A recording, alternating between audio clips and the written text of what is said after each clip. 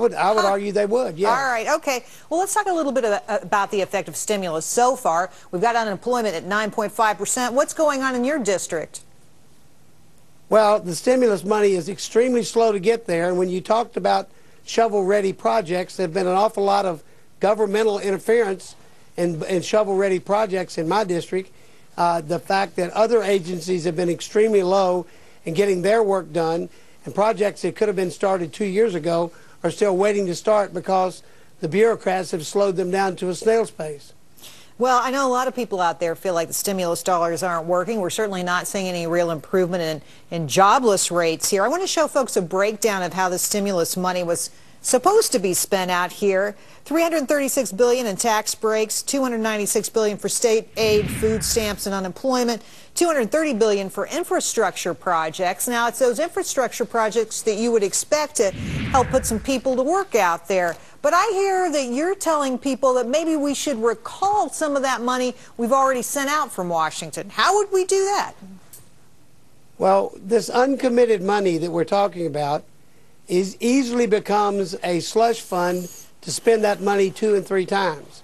The perfect example is the reduction of the food stamp program. All of this is, used to get accused of voodoo economics. I would say this is voodoo pay-go. They're saying they're taking it from a source, but they really and truly know that they're not going to deprive that source, and the funds are going to be once again barred from some other source.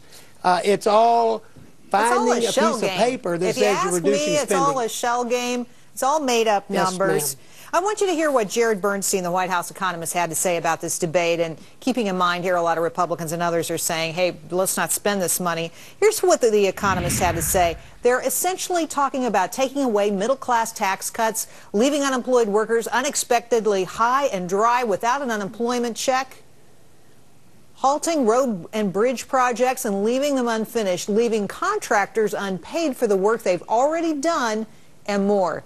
What would you say to that? What would you say to Jared Bernstein? Well, first, Jerry, I would say that I just said unencumbered money, and the money, those projects already started.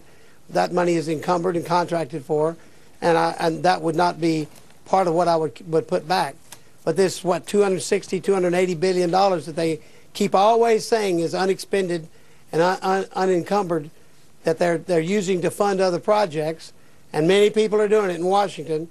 That's all a slush fund that allows them to keep spending and spending and spending. But, Congressman, one final question here. We don't have a lot of time, but I do want to hear what you have to say to this. Will stopping spending help the economy? I honestly believe that the accumulation of debt to where we are now looking at debt that is accumulated past our gross domestic product is a warning sign for disaster. I think the American people know that. That's why so many people are sitting on their money afraid of what's going to happen, afraid of the taxes that may be coming their way. And this raise taxes and spend more money is not working. It's clearly not making our economy move.